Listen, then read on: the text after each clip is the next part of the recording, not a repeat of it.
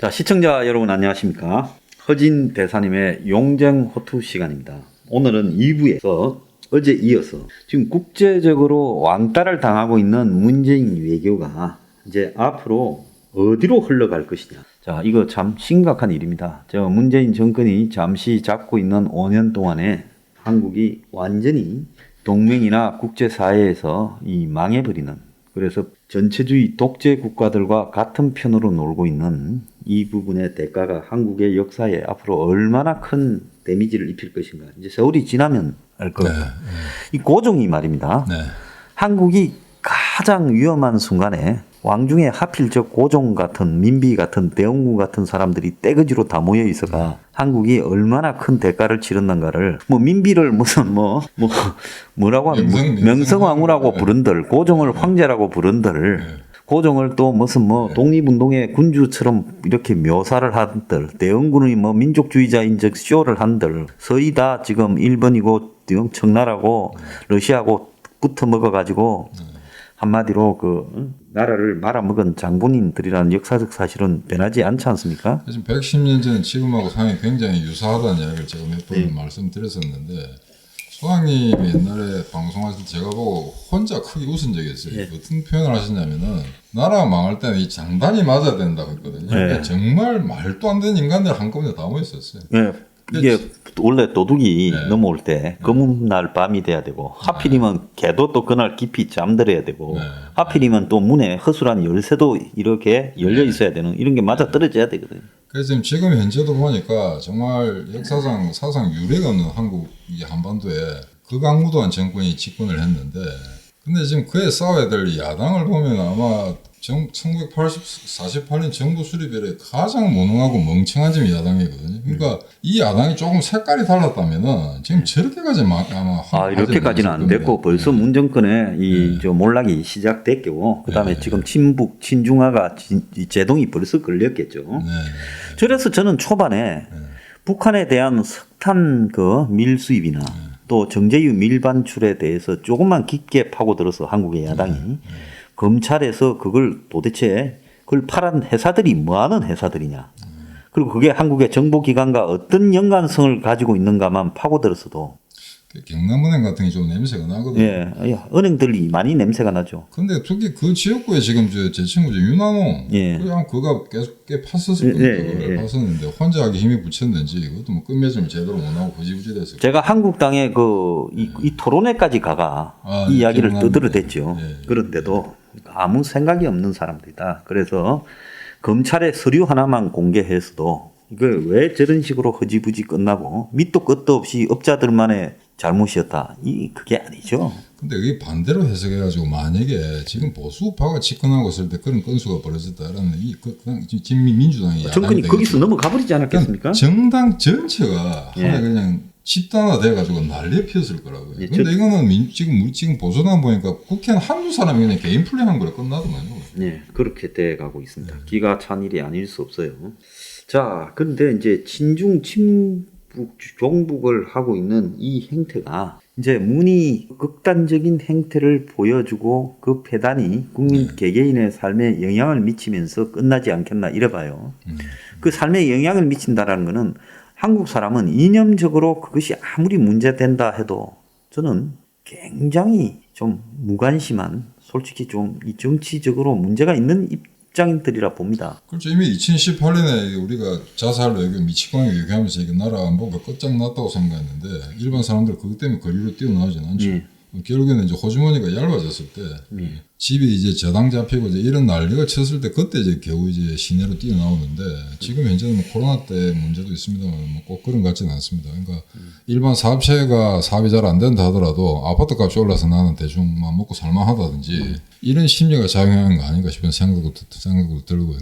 그래서 그 동맹 국가가 한국을 바라볼 때 한국 사람들은 무슨 생각에서 문을 뽑아주고 저런 게 친북 친중이 지속되고 있는데 왜 한국 사람들은 거기에 대해서 분노하거나 제동을 걸지 않고 저런 식으로 살고 있는가? 저 정권을 선거에서 압도적 승리를 몰아줘서 뭐든 마음대로 하게 해주는가에 대해서 이해가 좀 많이 안 갈 거예요. 이거 바로 이어부터는 일본 외교관들도 이해를 못하더라고요. 이해 못하죠. 왜 이러는 거 이해를 못하고 그다음에 우리가 무슨 태국이나 베트남 정도의 경제력 같으면 저희들이 이해를 해줄 수는 있겠대. 네. 근데 지금 세계 리더 국가지 않습니까? 네. 지금 GDP 규모로는 뭐 12에서 좀 못할 땐 12까지 떨어집니다만 그 정도 국가에서 지금까지 그러니까 그 일본 총리사 그런 이야기를 하더라고. 부산의 총리사가. 너는 보니까 너가 왜 잘 살게 됐는지 그다음에 왜 못 살게 됐는지 너가 일반 대중이 잘 모르는 것 같다 원인을. 뭐든지 그냥 이명박 박근혜가 문제 있어서 안 됐다면 그래 또 믿는 경향도 있고 그다음에 사람들이 지금 한국 경제가 망가진 게 오로지 코로나 때문에 그렇다고 하는데 코로나 직전에 이미 1인당 국민소득 떨어지고 있었습니다. 한 2년 동안. 예. 그런 걸 이제 보도를 하질 않거든요. 거기 이제 결국 하완곡선을 꺾는데 코로나가 덮쳐서 더 난리를 친 거지. 그냥 코로나가 덮치기 이전에 이미 소득주도 경제 이게 망조가 들었다는 게 이제 전 사회에 만연했었는데 국민들이 그거를 알면서도 모른 척하는 건지 좀 이해가 안 됩니다. 자, 그래서 이제 그 부분과 관련해서 보면 하나 좋은 사례가 지금 뉴욕에 이 수십조로 상장될 거라고 짐작되던 쿠팡. 지금 쿠팡 근로자가 한국에서 죽었잖아요. 나비 효과도 아니고 미국의 파이낸셜 타임즈가 뭐라 했는가 하면 이 쿠팡이라는 회사의 성장성이 의문이 있다. 이 고강도 노동 환경으로 지금 잇따라서 너무 많은 근로자가 지난해부터 최근까지 8명이 죽었다. 그래서 코로나 사태 이후에 1년간 6명, 이달 또 2명이 죽었다는 거예요.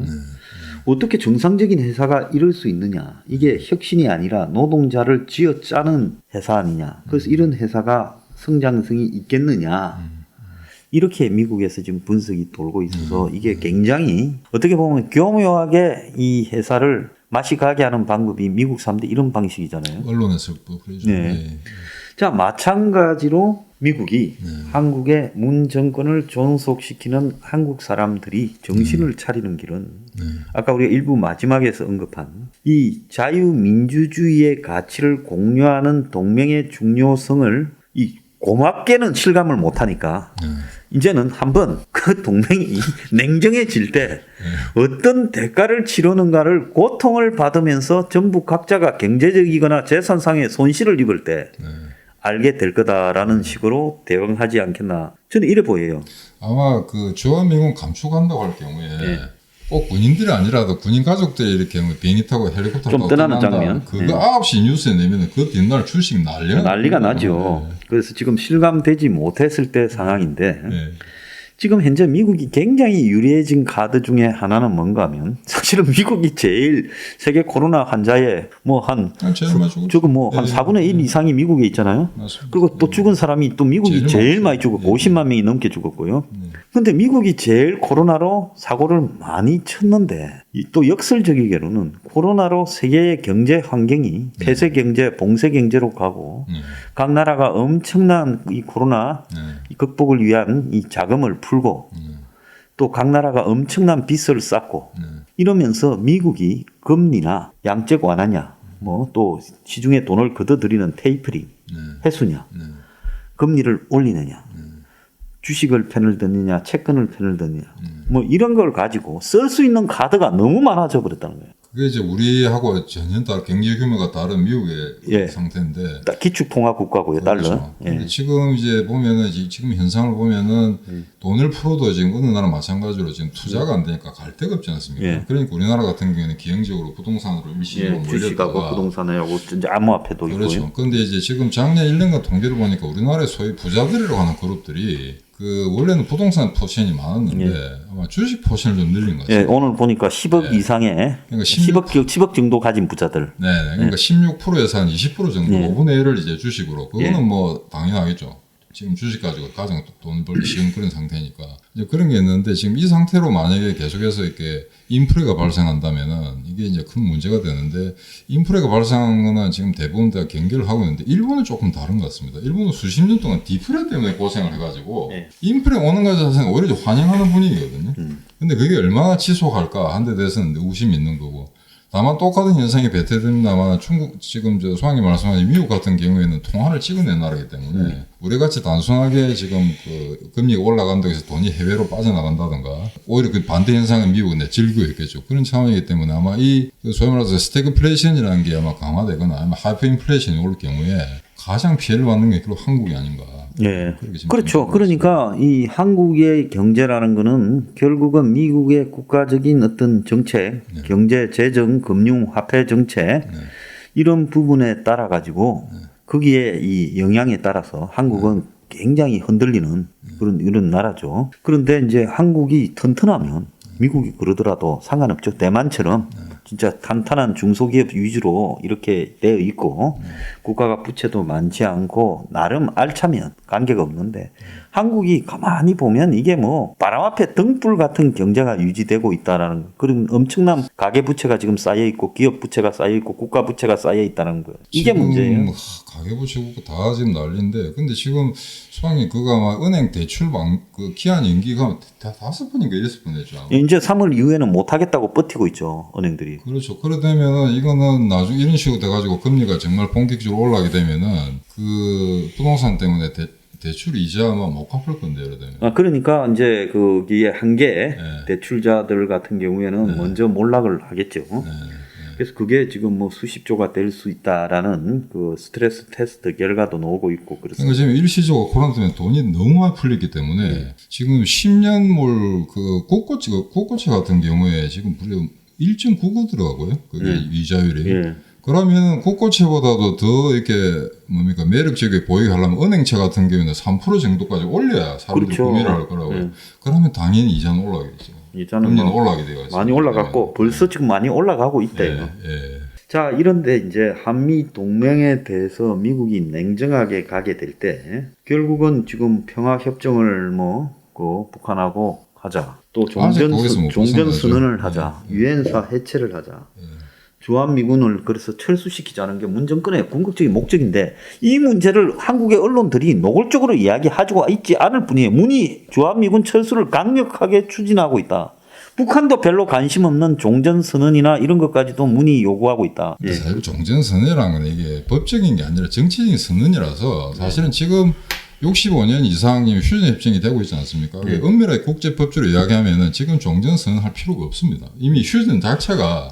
그래서 관습적으로 종전 상태와 유사하기 때문에. 그런데. 근데 지금 문재인님과 이걸 집요하게 요구하는 거는 이런 일련의 신호래 같습니다. 지금 한번 주요 단어들을 소장님이 다 말씀하셨는데 종전선언가 평화협정 체제로 가게 되면은 그다음에 유엔사 해체하라고 당연히 해체되겠죠. 지금 현재도 자파단체는 난리입니다만 유엔사가 해체되면은 유엔사를 해봐 사실은 지금 30명 정도가 그렇지만은 상징적인 성향이 그렇죠. 있는 거죠. 그것 때문에 지금 북한이 못 내려오는 건데 그걸 해체하게 되면 유엔사 해체하게 되면은 주한미군의 존립 이거 없어집니다. 미군 나가라고 되겠죠. 당장 좌파들이 다 나서갖고 미군 철수하라고 하겠죠. 그러면 결국은 한미연합사를 해체하고 그 전시작전권을 넘겨주고 한국 미래사를 하자지만 그 미래사를 하자면 미군을 나가라고 하는 그 큰 고리를 이렇게 해체하는 거죠. 그렇습니다. 그런데 지금 전시작전권 지금 환수하는 문제가 지금 안 되는 게 전시작전을 환수를 하려면은 그 세 단계를 거쳐야 되지 않습니까? 뭐 완전 임무 수행 능력 평가 그 3단계 마지막 단계를 거쳐야 되는데 지금 훈련을 안 하는데 그 시험을 받을 수가 없거든요. 시험을 쳐야 100점을 받든 85점을 받든 무슨 미국한테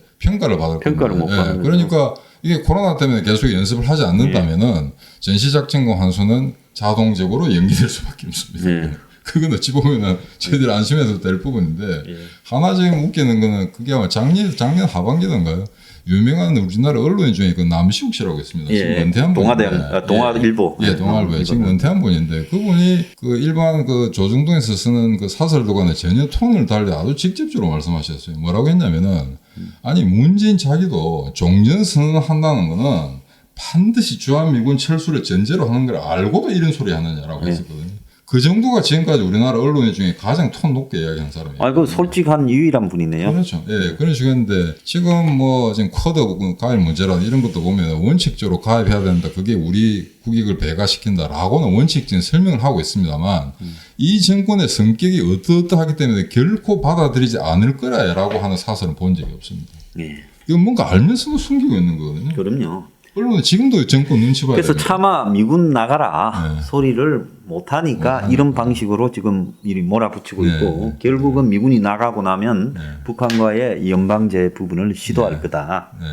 자, 그걸 목표로 하고 있다는 겁니다. 그런데 여기서 조금 이제 조심스럽게 봐야 될 거는 모르겠습니다. 미국 사람들 속내를 저희들이 100% 알 수는 없는데 만약에 이 국면에서 너무 몰아붙여가지고 좋다. 만약에 지금 한국 현 정부가 1년밖에 안 남았습니다만 우리는 미국 버리겠다. 우리는 중국에 붙겠다. 라고 할 경우에 미국에서도 상당히 난처한 상태거든요. 그래서 그런 말이 문정권에 입박 나오지 않도록 아마 어느 정도까지는 그 압박 수위를 조절하지 않을까 싶습니다. 정말로 만약에 한국에 그런 미친 척하고 그런 식으로 단선적으로 하는 표현을 해버린다면은, 그럼 미국으로서는 그 다음 단계에 어떻게 할까? 이게 지금 카드를 준비하고 있는 것 같지는 않거든요. 그래서 제가 볼 때 미국 사람들이 그 동맹으로 군사적인 문제로 부딪힐 때는 네. 동맹으로 대응하는 게 아니라 경제로 일단 대응을 경제를 한다. 조직했다. 예, 경제로 대응을 한다. 그러면 이제 경제로 대응하는 부분에는 비단 한국뿐만 아니라 미국이 국채 금리를 올리는 정책을 시도하는 이유 중에 많은 부분이 한국뿐만 아니라 이번에 바이든이 동맹 체제로 복귀하겠다 했으면 뭐 아시아에서나 유럽에서 뭐 미국이 돌아왔다 뭐 그러면 미국하고 동맹으로 가자 하고 해야 되는데 뭐 지난번에 보면 뭐 나토 회의라든지 미넨 안보 포럼 회의나 이런 데서 냉정하거든요. 뭐 왔냐? 누구세요? 그러니까 미국이 이거 코로나 국면에서 엄청나게 돈을 다 풀고 있는데 너희만 푸나? 우리도 엄청 푼다. 그런데 우리는 빚을 낼수록 세계에서 유일하게 빚을 많이 낼수록 더 사용 수단이 많아진다. 그러니까 빚이 적고 평상시에 이런 세계 경제 상태에서는 미국이 뭘 경제 수단을 동원해 가지고 작전을 벌이기가 쉽지가 않은데 각 나라들이 엄청나게 지금 이렇게 민감한 돈이 많이 풀려 가지고 주식과 부동산이 폭등하는 이 사태에 다 빠져 있는 상황에서 미국이 금리를 올리고 돈을 조금만 미국으로 돌아오게 만들면 그때는 이제는 각 나라들이 곡소리가 나니까 미국이 아마 이제 그런 부분을 이용해 가지고, 왜냐하면 저 패드하고 재무장관이 저렇게 한 입장이 되어 가지고 이 파웰하고 말입니다. 자넷 앨런 이렇게 한 통속이 되어서 입을 딱 다물고 저런 식으로 끌고 가는 거는 저건 내가 볼 땐 뭔가가 좀 있다. 그래서 만약에 미국이 좀 더 거시적 차원에서 중국 자본을 좀 무력화시키겠다, 또는 중국에 있는 유대인 자본을 미국으로 끌어당기겠다 할 경우에 그게 아마 본격적으로 속도가 붙게 되면은 아마 한국에 들어와 있는 외국 자본도 지금 미국으로 빠져나가고 지금 거의 다 빠져나가고 있지 않습니까? 지금 현재 보면은 뭐 주식 같은 기관들 다 팔고 있고 외국인도 다 팔고 있더라고요. 결국에는 뭐 동학 개미들이 다 조그만 개인들이 지금 사고 있는 그런 상태고, 지금 전부 다 이게 주식을 팔고 나간 상태이기 때문에 바이든으로서는 만약 그렇게 되면은 뭐 이럴 건 없다고 생각합니다. 왜냐면은 지금 지난번 트럼프 때 코로나 때문에 무슨 마이너스 34%인가요? 성장률 저하된 거. 지금 약간만 올려도 인기 끌 수 있거든요. 기적 효과라는 게 있지 않습니까? 워낙 밑밥이 떨어졌었기 때문에. 그러니까 미국은 그 빚을 떠내도 그냥 굴러간다라고 보고 갈 거니까 이참에 이 위태위태할 때 한번 흔들어 버리자. 지금 이런 방향으로 가고 있고, 그렇게 될 때 중국의 똘마니, 중국으로부터 이익을 좀 본다. 뭐 중국이 한국의 제일 중요한 경제 파트너다. 자, 최근에 웃기는 거는 중국이 뭐 6% 성장을 전인대에서 언급을 하고 이러는데 저거들 뒤에 숨어 있는 저 어마어마한 부채를 중국이 미국 흉내를 내가 기축통화국처럼 착각을 하고 있다는 게, 저게 지금 중국이 앞으로 곧 한번 부딪히게 될 엄청난 경제 이루한 건 다 빚으로 만든 거거든요. 같은 경우에 지금 만기가 도래하고 있는데, 지금 이 코로나 사태 때 이제 반짝 마치 이제 가장 이제 회복력이 좋은 것처럼 보일 수가 있습니다. 근데 사람들이 그게 잊어버리는 게, 어떤 사회적 통계를 보더라도 나락으로 떨어질 때 항상 정점에서 떨어지게 되거든요. 밑바닥에서 떨어진 경우는 없습니다. 그래서 사실은 그 1920, 30년, 29년 대공황 생길 때도 그때 세계 경제 피크에 올랐었을 때고 굉장히 좋았을 때죠. 그러다가 이제 나락으로 떨어진 거기 때문에, 특히 뭐 언론의 자유도 없고 어떤 뭐 개인 정보 자유도 없는 저런 중국에서 나오는 통계치는 아마 절반 좀은 듣는 게 그런 식으로 평가하는 게 아마 현실적인 것 같습니다. 그래서 이제 중국의 똘만이고 북한의 빵 셔틀 같은 위치에서 머물다가 딱 망하기 좋은, 이 사람들은 반성도 못하고 회개도 못하고 이제 죽을 때야 내가 총 맞았구나, 곧 죽겠구나 하고 느끼는 그럴 인간이라고 봐요. 그러니까 이게 아무리 뭐 나는 외교 몰라, 나는 국제정치 그런 거 알 바가 아니야라고 일반 시민들이 생각할 수도 있겠는데 지금 가만히 한번 생각해 보십시오. 소위 말해서 그 우리와 비슷한 가치를 시장 경제라든가 의회 민주주의라든가 인권이라든가 개인주의라든가 그런 소위 말해서 그 보편적 가치를 갖고 있는 나라들이 전부 하나로 묶어가지고 중국을 옥죄는 그런 상황인데 이 대열에서 만약에 나오가 된다면은 분명히 이 많은 나라들로부터 왕따를 당하게 됩니다. 예. 근데 이 간단한 사실을 갖다가 제대로 이렇게 학술적인 용어를 써서 설명을 해야 되는지 이게 비극적인 거거든요. 사실. 자, 그래서 이제 이 살아나는 방법은 결국은 이 한미 동맹으로 경제를 튼튼하게 만드는 거고, 그리고 이제 이 동맹 관계 네. 복원해서 한미일 삼각 동맹부터 네. 이렇게 가고 한일 관계도 복원시키는 거고. 그게 우리 서포 15조에서 네. 나온 하나의 강령 중에 그 같이 동맹으로 네. 이제 가야 되는데 우리가 뭐 네. 그거 다 이 동맹에 대해서는 확실하게 했지 않습니까? 네. 근데 이제 웃기는 게 이 미국이 한국하고의 관계에서 뭔가 조금이라도 너네들이 우리를 설득을 하려면 일본을 해결하고 오라 이래 시켰거든요. 지금 보이죠. 그러면 일본이라는 부분은 미국이 봤을 때는 일본은 미국의 필수적이지만 네. 한국은 필수적이지 않다. 그래서 너네들이 일본이 우리한테 중요한데 너네들이 일본하고의 티격태격함으로써 일본과 관계에서 그걸 확장 전략을 구사하려는 우리를 네. 굉장히 불편하게 하고 있다. 그러니까 일본하고 풀어라. 네. 근데 지금 못 풀고 있잖아요. 3.1절에 헛소리 했지만. 그것도 아마 미국에서 압박을 좀 했겠죠. 그 정도 그러니까 그 정도 멘트라도 나온 거 네, 아니겠습니까? 그 미국에서 압박을 해가 네.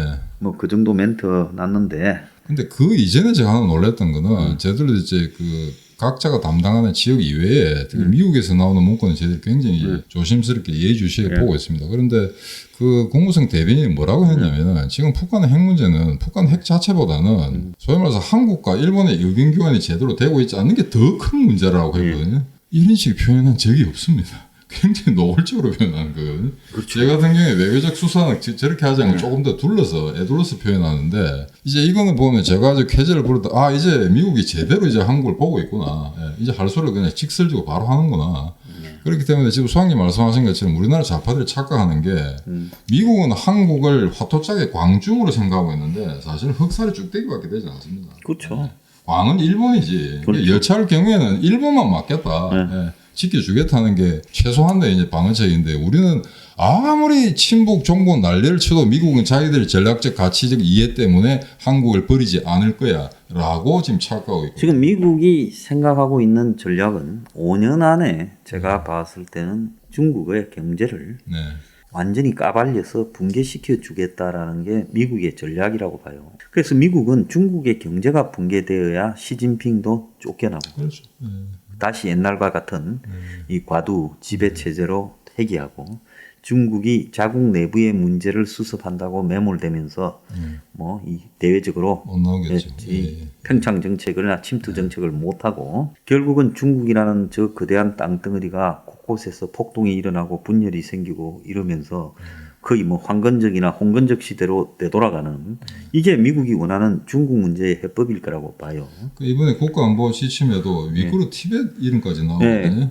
그러니까 계속 그렇죠. 이제 중국의 그렇죠. 변두리들을 건드려서 중국이 무너졌을 때 티벳도 독립하겠다, 위구르도 독립하겠다 이래 나왔을 때 결국 이 과거 구소련식 붕괴를 미국이 지금 중국의 경제 붕괴로 유도하겠다. 소련도 결국 경제 붕괴된 거 아닙니까? 최근에 그 위구르하고 티벳 일대 사진 작가가 제가 독일 사람 한 사람이 있는데 거기 지금 난리도만 보니까 왜냐면 중국의 외에 다른 고유 언어를 못 쓰게 한다더라고요.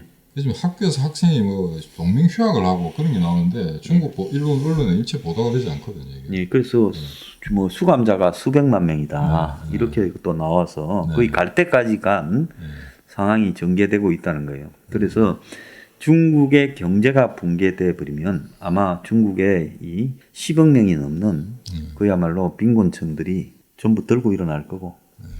자, 그렇게 되면 이제 시진핑 체제도 무너지고 공산주의 체제가 순식간에 해체돼 버릴 수도 있어요. 그러니까 지금 시진핑의 어떤 독재보다는 만약에 최소한 후진타오나 덩소평 시절로 회귀하는 게 오히려 그건 우리가 중국이 민주화됐다고 평가할 수 있겠죠. 그렇게 상황이 됐을 때 한국이 지금 친중 경제 이 종속 현상도 이게 중국의 데미지가 오면 한국이 곧바로 뒤집어져 버리는 지금 그런 현상으로 연결될 수 그래서 있어요. 만약에 수왕이 말씀하시는 것 갖다가 다른 표현을 하자면은 미국이 만약에 중국을 정말 제대로 손보겠다라면은 한국은 같이 우리는 그냥 같이 가치는 맞는 거죠. 예. 예.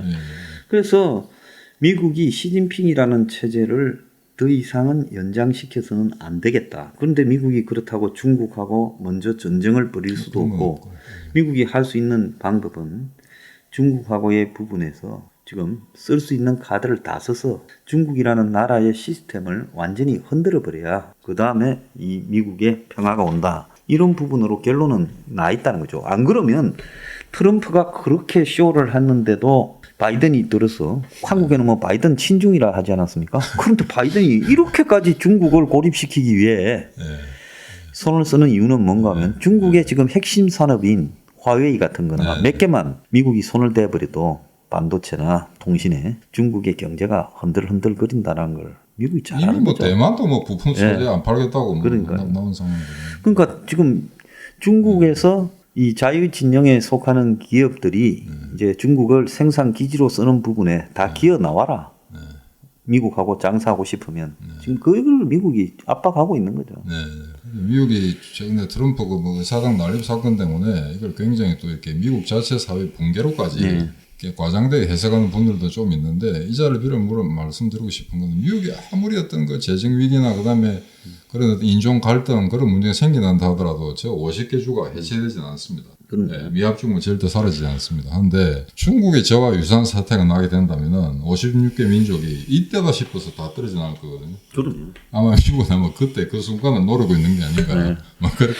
그래서 그런 것들이 과거에는 이게 큰 시간, 그게 뭐 현실적으로 가능하겠냐 이랬지만은 지금 중국이 성장이 다 되어서 중국이 가지고 있는 그 성장 동력, 저임금에 의한 수출 그런 부분이 지금 한계에 이르러서 추락하고 있는 마당에 중국 정부가 아무리 6% 성장이니 수적 장난을 쳐도 그런 중국 공산당이 돈을 찍어내어서 부채를 그림자 부채를 감추고 중앙정부와 지방정부 공기업의 부채를 감추면서 GDP를 3분의 1을 조작했다는 거예요. 더 얹었다는 거예요. 실제 3분의 1밖에 안 된다는 자기들 발표에. 그런 중국의 이 경제가 언제까지 조작된 수치로 끌어가지겠는가. 그리고 이제 세계가 중국에서 다 탈출하는 상황에서 저는 한국 대기업이요. 중국하고 관계를 빨리 정리하지 못하면 대기업도 엄청난 위기에 중국 투자해놓은 저게 전부 다 얻게 될 가능성이 있다고. 지금 뭐 일부 대기업들은 뭐 돌아선 도망을 지금 살살 가죠, 이제. 투자 액수도 줄이고. 근데 지금 지난번에 그 공산주의였던 모순에 대해서 수장님하고 장경을 제가 말씀을 드렸을 때 그런 이야기를 했었거든요. 지금 소련이 저렇게 뭐 인공위성 잠수함 저 핵무기까지 가지고 있는데도 보면은 소위 말해서 브랜드라는 걸 만들어내지 못지 않습니까?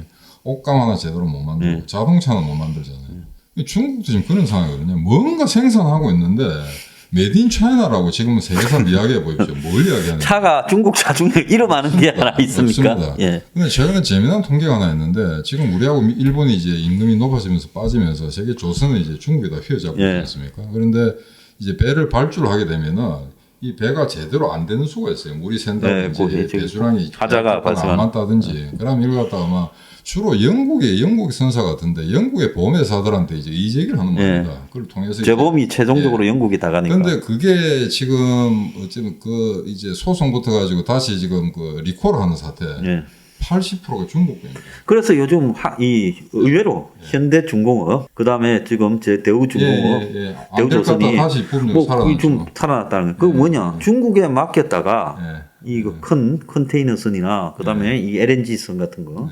중국의 기술이 그 배를 가지고 바다가 운영하다 보니까 이 배가 너무 위험한 거야. 그래서 하자 보증이 걸리고 클레임이 걸리고 난리가 나니까 사람들이 좀 비싸더라도 한국 사람한테 배를 만들게 하는 게 안전하겠구나. 지금 이 서구 지역은 거의 배 만드는 기술을 포기해버렸잖아요. 그렇죠. 독일도 뭐 저희들한테 밀려가지고 제했을 때 그 브레멘에 조선소 하나 망했거든요. 한국 대사관에 와서 뭐 데모다고 하던데 지금 이거 진짜 뭐 최근에 들은 이야기입니다만은 그게 이 선박 보면 굉장히 이제 무시무시한 게 선수금도 못 돌려받는 수가 생기더라고요. 심할 경우에는 정말 계약 조건에 충족 못 했을 경우에는 그러면 중국 이제 배 만드는 회사들도 어마어마하게 망한다는 거죠. 그래서 지금 거대한 그 변화의 시기가 시작되고 있는데 한국이 이 문갈이 이전에 예. 전통적 동맹 외교 정책으로 복귀하지 않으면 방법이 없다. 한국은 철저하게 미일 동맹과 전통적 자유민주주의 동맹 가치로 복귀하고 사실상 중국하고의 한국이 무역을 포기하고요. 우리가 무슨 91년에 수교했습니까? 91년. 예, 그 이전에 중국 없이 살았잖아요. 살았죠. 예. 그리고 지금 사실 중국에 저희들이 물건을 팔고 있는데 제일 많이 팔고 있죠. 팔고 있는데 되게 중간 제품들이거든요. 그걸 약간 가공해가지고 중국에 다시 미국이나 다시 팔고 있죠. 예. 그러면 다소 경비가 먹힌다 하더라도 우리가 바로 직수출하면 되거든요. 우회적으로 하지 말고 단지 그러니까 인건비가 싸다고 지금 그쪽으로 둘러서 가지고 있는데 이거 해서는 빨리 민노총부터 없애야 됩니다. 돌아오래도 한국 기업들 리쇼링해도 한국에 안 들어오거든요. 제가 기업가라도 한국에 못 들어오죠. 차라리 베트남이나 딴 데로 가더라도 제 친구 하나 이번에 태국으로 갔어요. 그럼 우리가 서프 15조에 다 이야기한 거예요. 좀 해체시켜야 된다. 그래. 맞습니다. 자, 여러분 오늘 그 한국이 살아나는 법 국제사회에서 이야기를 지금 2부에 좀 나눠봤습니다. 예, 대사님 뭐 하실 말씀 계십니까? 아니요. 지금 뭐 내가 지금까지 여러 차례 걸어서 여러 계기들을 통해서 미국하고 이렇게 중국의 그런 각축전에서 한국이 어떤 좌표를 설정해야 되는가 그걸 여러 각도로 지금 수학님과 같이 이게 말씀을 많이 나눴었는데 결국 결론은 그겁니다. 지금까지 미국이 우리를 얼마나 잘 봐주는지 지금 만약에 북한이 남한하고 저리 국경을 맞대고 있어서 그렇지 떨어져 있다면 여러 수백 번 아마 폭폭했을 겁니다. 그게 한국이 그나마 한국 제가 미국 사람들 만나면 이런 이야기를 합니다. 자기들이 한국을 가장 잘할 생각한다. 세계에서 가장 피폐하고 못산 나라를 갖다가 자기들 우등생을 만들어 미국이 피를 흘려서 자기들 직접 피를 흘렸습니다. 4만 5천 명이 전사했거든요. 한국 와서. 그런 우리가 그럼 미국이 전쟁하는데 가서 피 흘리겠습니까? 절대 안 흘리죠. 그런데 우방에 대한 감사함을 표시하다 이 배음항덕한 놈들이라는 그런 인식이 지금 미국 정책 결정자들 머릿속에 지금 박혀 있거든요. 이걸 갖다 회복하기는 굉장히 힘든데 제가 모시고 있던 그 반기문 장관이 전에 장관하기 전에 그 노무현 정권 시절에 외교안보 보좌관을 했습니다. 그렇죠. 그래서 매일 만나고는 사이였는데 이제 반미 노선을 취하니까 반기문 장관이 그때 이런 이야기 한 것 같아요. 그러니까 친구를 새로 사귀기 쉬운데 오랫동안 잘 지내는 친구하고 사이가 틀어지면은 다시 화해하기는 아주 힘듭니다. 라고 했더니 노무현 대통령이 뭐라고 하냐면은 지금 저한테 훈계하시는 겁니까? 라고 이야기하더라고요. 그러고 또 남았을 거예요. 그래서 반기문 장관 이제 내 절대 솔직한 이야기 내 생각 이야기하지 않겠다. 그 다음에 선 전략에 계속 외유하는 거였습니다. 외부로만 저 방문하는 거. 그때 이미 뭐 정권 말기였기 때문에 국내 인기가 너무 없었고 좌파들이 다 갈기갈기 찢긴 상태였기 때문에 노무현도 별로 할 일이 없었던 거죠. 그래서 지금 그때 교훈을 생각해 보면은 만약에 미국이 우리를 버린다, 우리가 만약에 발로 차고 중국한테 붙는다 그런 사태가 났을 경우에 지금 소장님 말씀하시는 가장 피해를 본 건 밑바닥 계층부터 올 겁니다. 중국이라는 그 가치 우리가 대충 중국 사람들을 봐서 알잖아요. 그런 가치를 우리가 친구라고 여기면서 그렇게 살아가고 싶습니까?